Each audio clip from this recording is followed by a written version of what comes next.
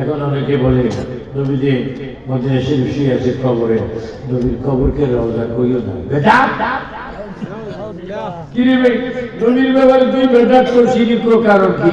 নবী তোমার কি করছে? তুমি নবীর বিরোধী কেন? আসলে নবীজি কিছু করে নেই, এখানে একটা ঘটনা। ঘটনা কি? আমি এই জন্য নবীর নাম শুনতে পারি না, আমার জন্মের মধ্যে দোষ আছে। কি রে ভাই বাবা, তুমি হাত দিতে আসো। তারাই নবী মানবে না, বুখারী পড়ে, মুসলিম শরীফ পড়ে, তারাই আল্লাহ কোরআনও হারাম জায়গা বলেছে।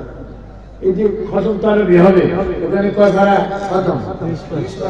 30 পারা কি এক খতম তারাবি? ওইখানেও হারাম জায়গা শব্দটা আছে। তারা হারাম জায়গা যারা নবী মানে না, তাদের জন্মগত সাজে বলি ঘোষণা করা। আর আমরা নবী মানি কি মানি না? আমরা নবীর নাম শুনে যারা চুমা দিবেন, রাসূল পাক বলেন জান্নাত একটা লাইন হবে, ওই লাইনের মধ্যে যারা আমার নাম শুনে চুমা দিয়েছে আমি তাদের ডান হাত ধরে ওই লাইনে পৌঁছাই দেব।